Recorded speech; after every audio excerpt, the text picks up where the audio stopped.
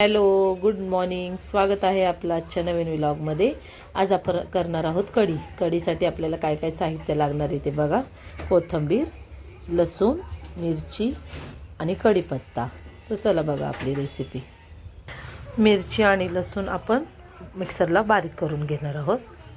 आता आपण घरी तयार केलेले दही मिक्सरमध्ये थोडंसं त्याचं ताक करून घेणार आहोत.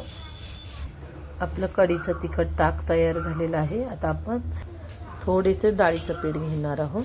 त्याच्यामध्ये पाणी टाकून त्याचं बॅटर तयार करणार आहोत.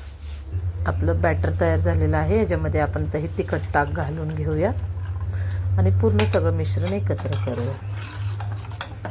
हळद, कोथिंबीर, मीठ. आता आपण फोडणी करून घेऊयात. फोडणीसाठी आपण तेल गरम केलेलं आहे. त्यामध्ये आपण आता थोडंसं जिरं घालून घेणार आहोत. त्यानंतर आपण लसूण ठेचून घेतलेला आहे तो घालणार आहोत. थोडासा लसूण लाल झाल्यानंतर आपण त्याच्यामध्ये कढीपत्ता घालणार आहोत.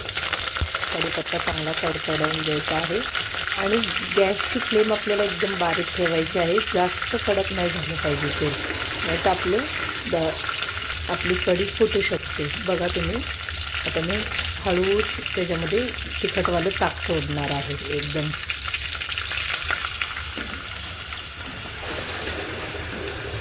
आता आपण एकदम नॉर्मल उकळीसाठी कढी ठेवलेली आहे. आपण ह्यामध्ये गूळ पण घालणार आहोत, गोड आंबट तिखट या चवीसाठी. बघा आपली कढी तयार होत आलेली आहे.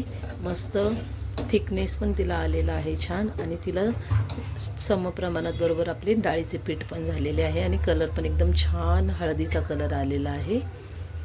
आपली मस्त कढी खाण्यासाठी तयार झाली आहे. आपण कढीसोबत खिचडीचा भात पण केलेला आहे. मस्त यम्मी यम्मी येल्लो कॉम्बिनेशन झालेलं आहे. सो आपली कढीची रेसिपी कशी वाटली नक्की आपल्या चॅनलला लाईक शेअर सबस्क्राईब करून सांगा. थँक्यू. बाय.